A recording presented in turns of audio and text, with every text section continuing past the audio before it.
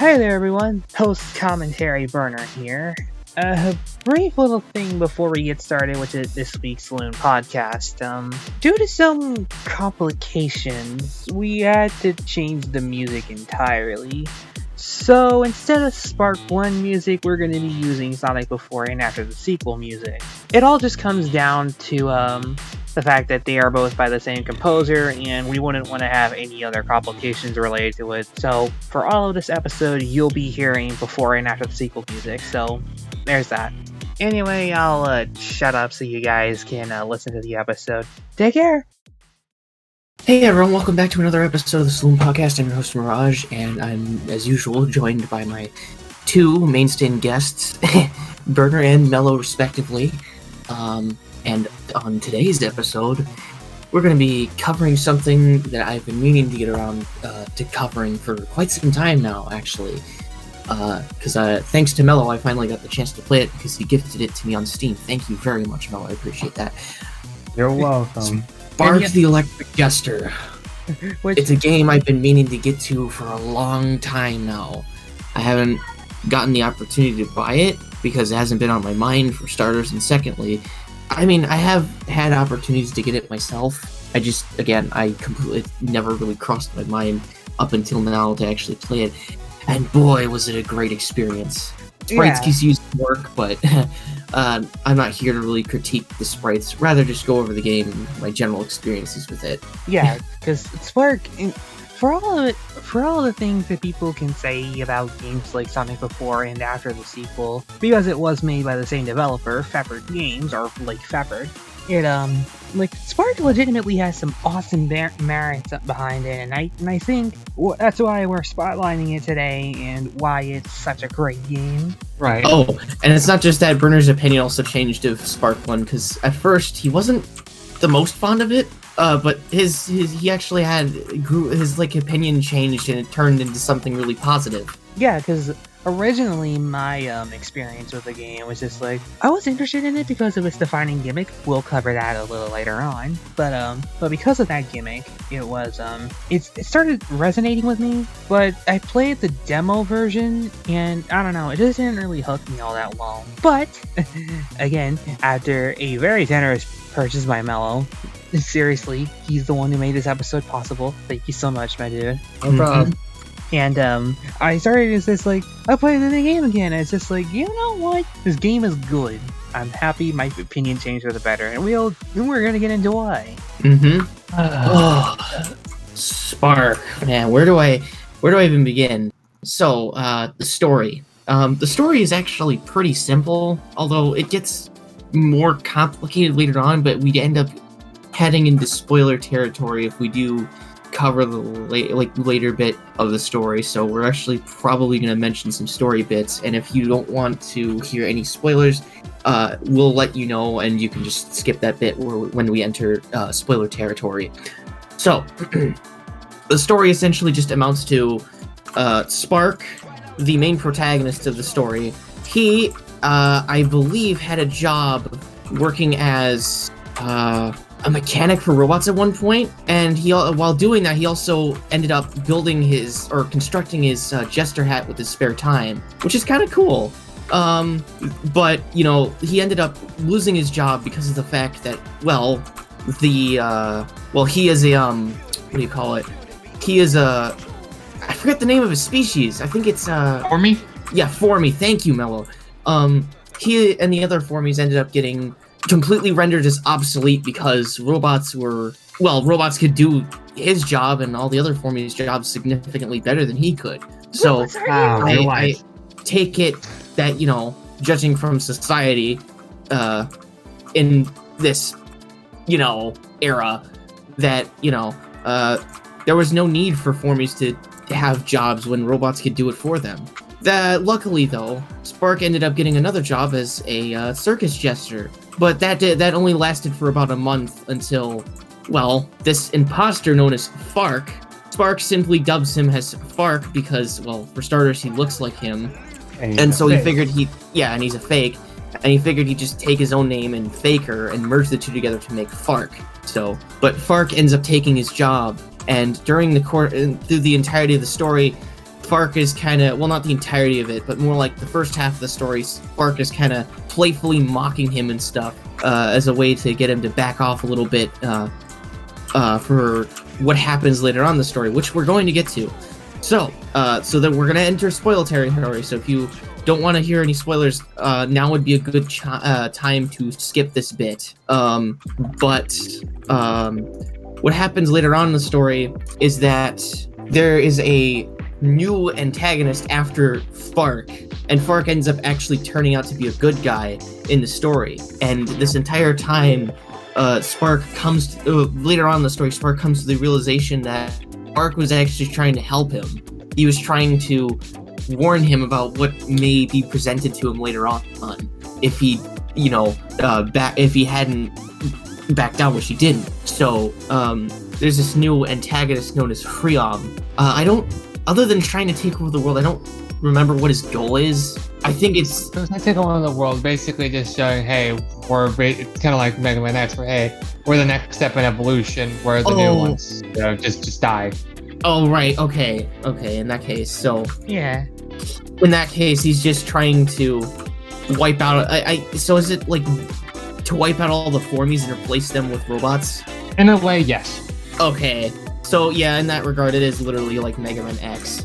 So that's essentially Freon's goal, and Spark later on comes to terms with this, and he now has to stop him, along with Spark and Dr. Armstrong, who is another character that he meets later on, and what's his face, Romallo, my bad, Romallo. Yeah. There's also kind of some funny dialogue between him and Romallo kind of ends up japing him a couple times. It's pretty good. I like that bit. The writing in the story. The writing in this game is super on the nose, and I really do like it. Oh, the writing is phenomenal. It is. I enjoyed myself, like the dialogue between Spark and Romallo, and Romallo's just like, I'm trying to remember, like Spark's like, you're gonna wait, I'm getting japed again, aren't I? And Romallo's like, maybe? And then Spark's just like, I'm gonna hit you.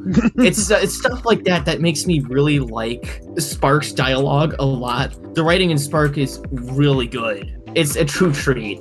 Yeah, one of my also, like, another one of my favorite lines is like, wait, so he just turned to a dragon? No, that's actually, no, it's actually his pet dragon. The dude himself is actually kind of chill when you get to know him. It's like, dude, having a dragon, that's badass. It's like, of course having a dragon is badass. It's like, that writing is good. Yeah, I also forgot to mention, there's a tad bit of swearing in Spark, like 2 curse words at most, but it's nothing too overdone. Yeah. I do remember, I'm going to talk about Spark 2 for like 1 second. Spark 2 actually had, well, not literally 1 second, but you know what I mean. Like Spark 2 has, at one point it had tons of cursing. It was like Shadow the Hedgehog tier cursing. I'm like, what is going on here? And I didn't know that Spark 1 actually had bits and pieces of cursing until, I actually got to play the entirety of the game for the first time. So yeah, to think that Spark 1 had any cursing at all was surprising. I thought it was Spark 1 like, only had two words. Yeah, literally just 2. Those are the only one two. that I said, and I apologize, I'm not a cursor. If I know the words, it's that one, and I believe twat was the other one. Yeah, they're kind of a little heavy, but those are the only 2 curse words you're running into in the game, thankfully. Yeah. Other than that, that's about it. So Spark 2 is pretty family friendly for the most part. Yeah. It depends on whether or not you can stomach those curse words, which I'm pretty sure you can. Yeah, because there is very frequently. But anywho, yeah. Welcome back to anyone who skipped over the spoiler bit. We're gonna cover the gameplay now. Yep. Oh boy, gameplay. Gameplay is game. So good. It's, as Lake Pepper described it, is very much a hybrid between Kirby, Megaman X, and Sonic. It has the Sonic-like momentum that's used. You can swap between different abilities that you can get your hands on through hats and other accessories. So for instance, you can get a fire power-up. I think that just ends up looking like I think you grab like just like shoes and gloves for like the fire power-up or something. Yeah, there's shoes and gloves for fire. Yeah, for that, you just get an electric staff. Yeah. Yeah, some of the power-ups don't actually change Spark's appearance, other than maybe, like, give him goggles or something, but they don't really do much. Yeah. Others actually change his appearance entirely, whether it be through a new color scheme, a different kind of hat, some, like, leg accessories, other things like that.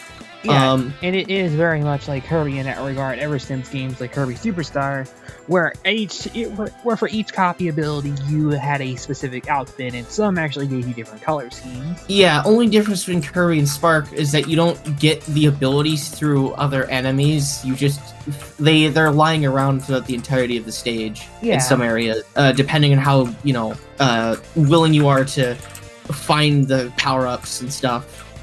Personally, though, my favorites are Cool and Wind. Those are like my favorite.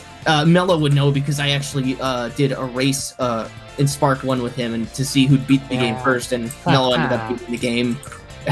We came in very close, though. He was one stage off. We were both one stage apart. Yeah, we were one stage apart, but other than that, we were like essentially neck and neck. It was pretty fun.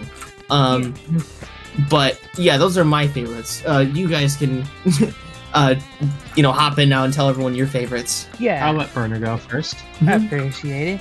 I think my favorite Jester abilities, I got 3 picks. One of mine is Fire, because duh. I'm just someone who really likes fire, so it's in his name.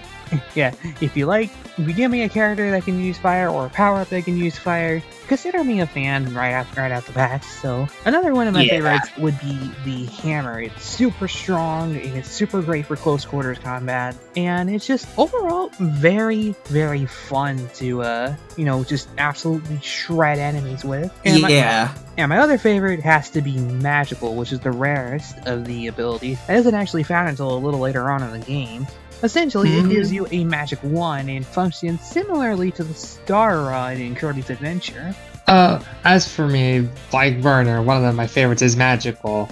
Again, it's like a kind of a mix of a mage. One of my least favorites, honestly, because you can't really move while you're using it, and you're also kind of slow. But it's kind of like that in terms of like your charge, and basically it's kind of like Kirby's Adventure, the Star Rod, except with a little bit less range, but it still has pretty good range all around. Yeah. And my favorite is actually one of the commoner power-ups that you find early on in the game is Bat, or the Electric Bat, which is one of my favorite personally in terms of for melee specifically. Because it's fast. When you jump and not press anything, you do like this circle around you where you can do a lot of damage. And another one of my favorites is Gravity, where that one's also one of the rare ones to find. You can only find it at one stage, I believe. Huh? Yeah, but basically, you can just fly around as much as you want. You can dash to attack, kind of like Charmy from Knuckles Chaotix. Except there is a cooldown for when you have to dash. It was like a 5-second cooldown, but you also do quite a bit of damage as well. Yeah, balance. Something Knuckles Chaotix didn't have. Those are my favorites. Yeah. But just because our favorites are really pretty diverse, it doesn't mean that your playstyle doesn't have to be any different from ours. In fact, since there is a few different abilities in the game, you can kit yourself out however you like, because you can hold two different abilities at a time, one that you're using right now and one that you have in reserve. And you can swap between the two with the press of a button. So let's say, for the sake of example, I'm using the Wind Jester ability for useful platforming, but I need to do some combat. I can just switch to the Fire Jester. Yeah. Yep, it works just like, again, kind of like similar to, like Megaman X in that regard. I just realized something. I apologize for interrupting. I forgot to describe what the Cool and Wind Jester are like, because I just said they were my favorites, but I never told anyone what they did. My bad. So, I apologize for that. Basically, Cool Jester, I should mention this. Cool Jester is for starters, the complete opposite of the Fire Jester. Kind of. With Cool Jester, from what I remember, you can do a sort of icy kick, and then if you hold, I think if you spam the melee button down, you can actually start spinning around in a circle, and it's really good for just obliterating bosses. You can dominate them. just by spamming the melee key. And it's really good. Like I said, it's hands down my favorite. You can also kind of hover with it too, with the ice twirl move. It's really useful. It's a bug, but a useful bug. So. Oh, it's a bug? It is. I didn't know that was a bug. I thought that was intentional. Well, at least to me, I consider it a bug because so how would you float while spinning? Unless if you're like a little helicopter. I mean, true. I suppose. But anyways, aside from that, wind. Wind is useful for vertical platforming because with wind, it functions similarly to how Sonic would. You can charge up a spin dash, but after you finish, well, it's not really a spin dash, but it works very much like a spin dash. Wind dash. Yeah, wind dash. But you can charge up this wind spin dash up, and it'll send you upwards instead of forwards or left or right, depending on which side of the screen you're facing. Yeah. And it also, yeah? Oh, sorry, go on. And it also gives you multiple jumps and allows you to slow your descent after jumping. And yeah, it works like a feather fall, kind of. And it also gives you unlimited air dashes. Oh, that too. That's like my favorite part about wind. So, that's essentially my favorite combination of abilities. I use wind for mobility and cool for bosses. So it's really good. Although you can use cool for mobility too, but cool is more so for like horizontal mobility instead of vertical mobility.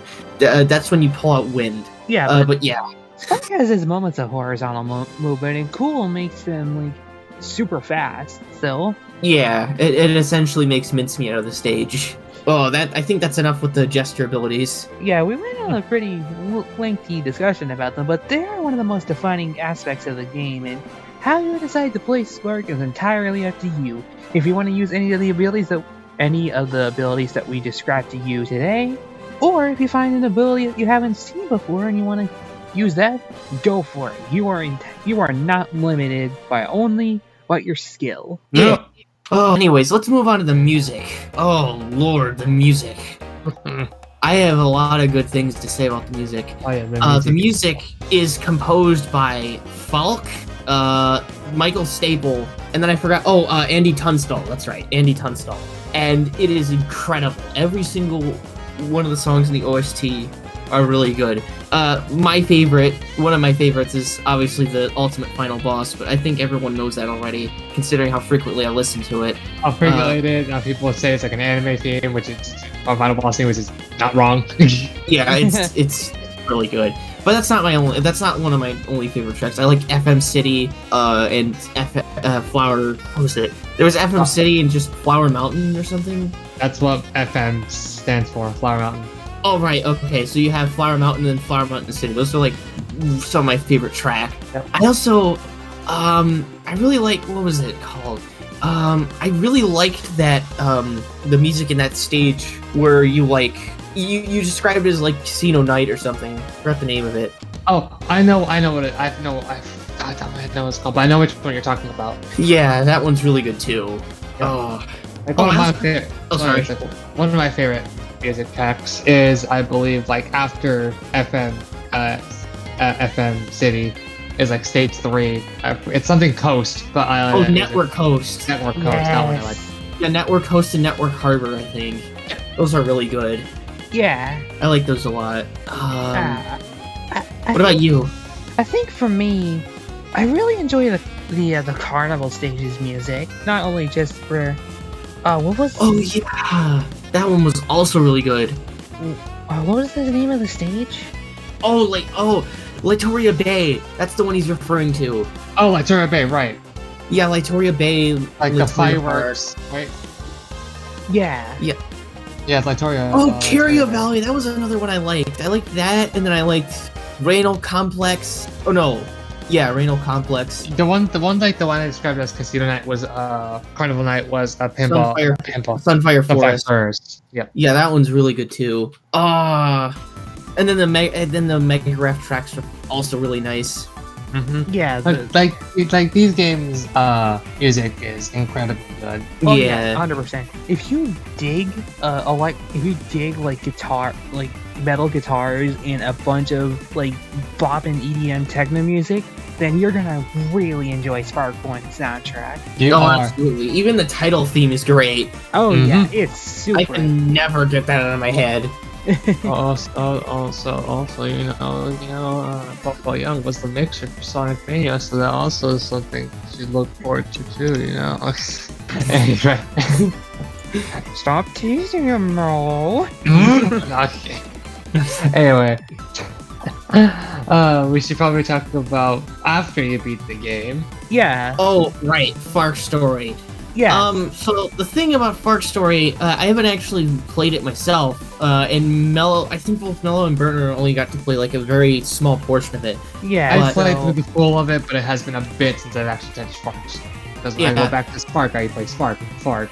Yeah. So there's so yeah, we're not gonna be able to describe what the entire experience is like because yeah, we can't really fairly judge it because none of us have finished No, it. unfortunately, no. I haven't even gotten close to touching it at least once. But according to what I've seen, Spark Story is basically being that Spark's on a vacation, and he headed over to the Bahamas after defeating Freon, and he ended up getting a payment for a job well done. And Fark, my bad, Fark is still at Dr. Armstrong's house, just chilling a bit, and then stuff goes haywire, and then he has to go on his own to figure out what's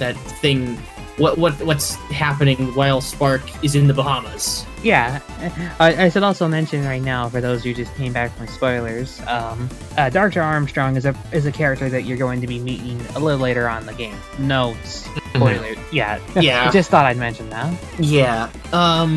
As for Fark's gameplay, though, from what I've seen, Fark appears to be a glass cannon.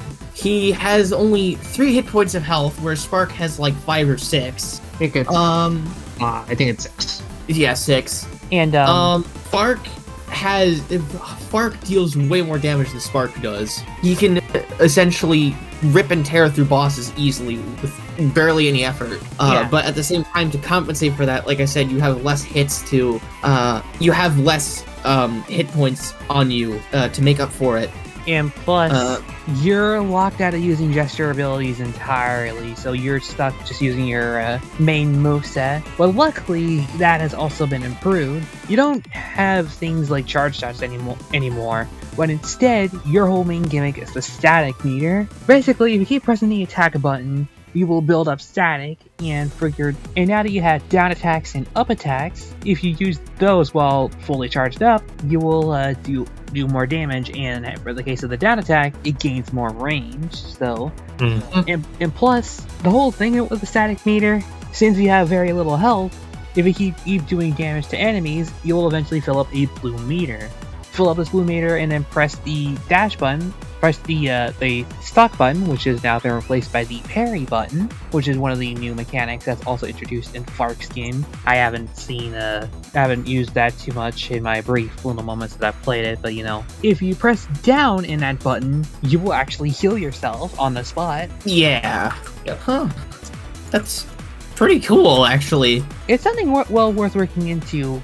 So, whenever I finished the game, I was just like, I think I'm gonna do Fark Story a little later on, because yeah. I'm winded. Yeah. Yeah. Anyways, I think regarding Spark 1, that's pretty much all we have to cover. There was lots of the game, and there still is more for you to discover, just from the stuff that we haven't even described. Like, if you didn't listen I think to the there's Wishes mode. That's one thing. But aside from that, I can't think of anything else. But then again, I haven't unlocked everything in Spark yet. There's Wishes mode. There's whenever you beat Spark Story, you actually be able to play a Spark in Fark Story. Which is basically his hard mode, where he also has 3 hit points. But I believe you also don't get the ability to change the Jester hat, so you're stuck with normal Jester. Oh, that sounds fun. Oh, Not as yeah. bad as it sounds. but it is a bit tedious. I will say that. Again, I think that's the one where Spark actually has the VR headset. I just remembered. Yes, that's the one where right. he has the VR headset. It's like, oh, let's try the simulation. Yeah, that's right. Forgot about that. But there is plenty of stuff in Spark 1 to go over that, we can't cover in this video. But, despite that, though, we hope you enjoyed this episode of the Saloon Podcast. And, on the off chance you are so inclined to, check out the rest of the episodes, feel free and stay tuned for whatever else we have in store next time. And ask your buddy Mel to gift it for you. No, I actually won't do that. No, I actually won't, please. Mello isn't made out of money. Mello's just a really good friend, that's all. Yeah, and unfortunately, I was just lucky enough to get it. But anyways, that being said, we'll see you next time. Until Hey, everybody. fare thee well. Oscar Minor Wienerman. Oh, no! I stole your line.